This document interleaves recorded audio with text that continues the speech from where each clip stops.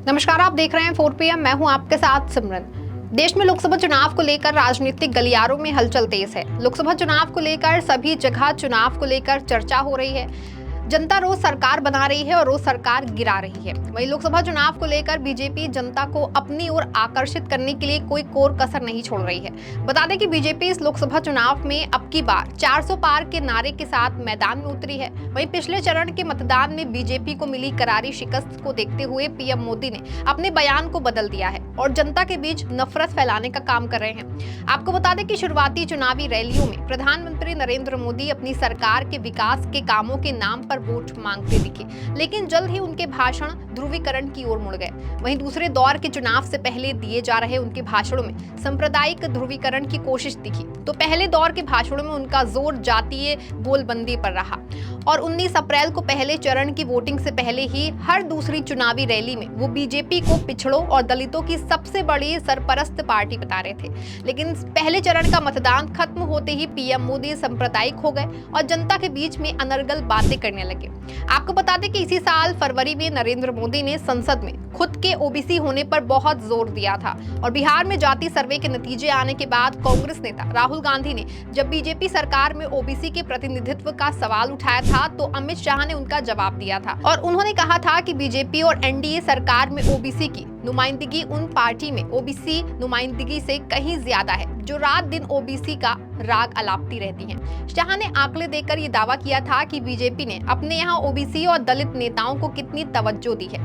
राहुल गांधी को शाह का दिया गया ये जवाब सिर्फ एक बयान भर नहीं था। विश्वसनीय समझने जाने वाले चुनावी सर्वेक्षणों के आंकड़े बताते हैं कि पिछले 10 साल के दौरान हुए चुनावों में बीजेपी को ओबीसी और दलित वोटरों का भारी समर्थन मिला है। वहीं आमतौर पर अगली जातियों की पार्टी कही जाने वाली बीजेपी ने पिछले 10 सालों में ओबीसी जातियों और दलितों के बीच में अपनी पैठ बनाने के लिए जो रणनीति अपनाई।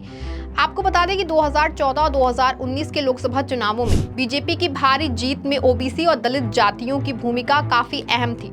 बता दें कि यूपी के बाद महाराष्ट्र में सबसे अधिक 48 सीटें हैं।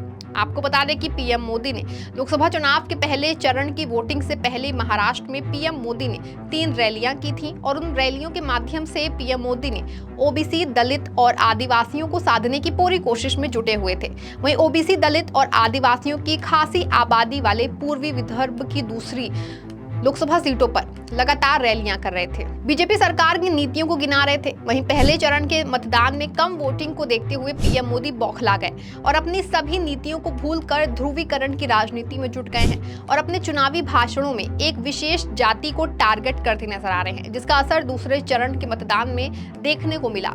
जिसके बाद से चुनावी मैदान में उतरी बीजेपी अब की बार 400 पार का नारा दोहराते हुए नहीं दिखी। ना ही किसी मंच से पीएम मोदी अब की बार 400 पार का नारा देते हुए दिखाई दिए, क्योंकि पीएम मोदी को पहले और दूसरे चरण के मतदान के बाद पता चल गया है कि मेरा सपना अब सपना ही बनकर रह जाएगा।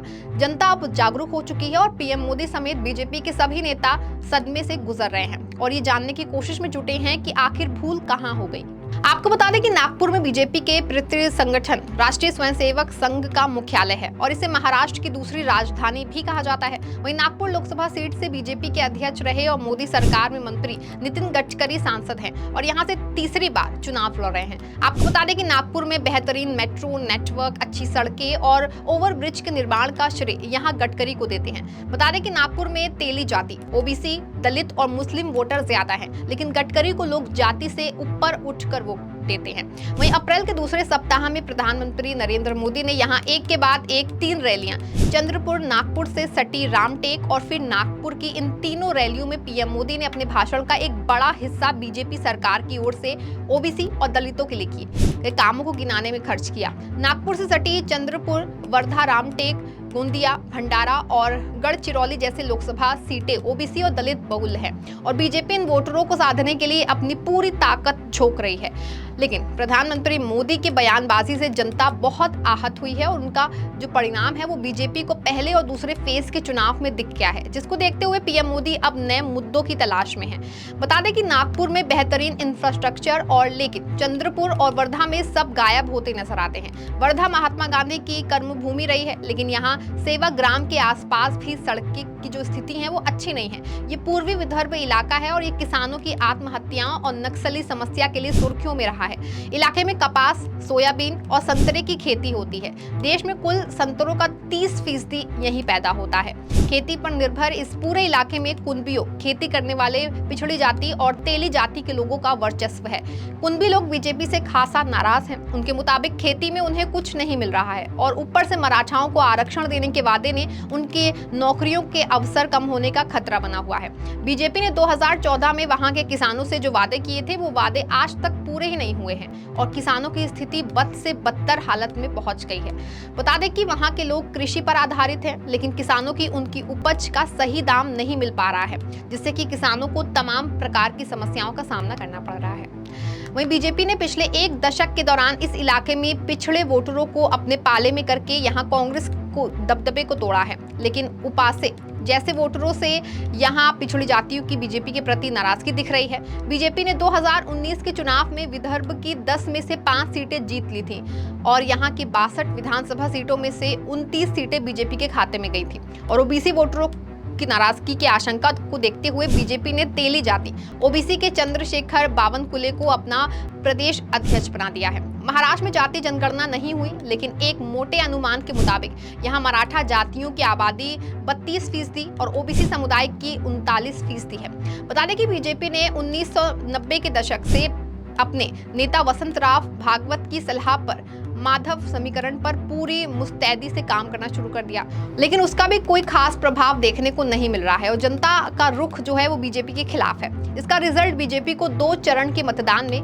मिल ही गया है। वहीं बाद में बीजेपी ने ओबीसी और दलित वोटरों को साधने के लिए अन्ना डांगे, पांडुरंग फंडकर जैसे नेताओं की सहायता ली। वहीं अपने ओबीसी वोट बैंक का और विस्तार किया। फिर एक दौर में बीजेपी ने यहां गोपीनाथ मुंडे, एकनाथ खड़से जैसे पिछड़ी जातियों को जोड़कर ओबीसी वोट बैंक का विस्तार किया।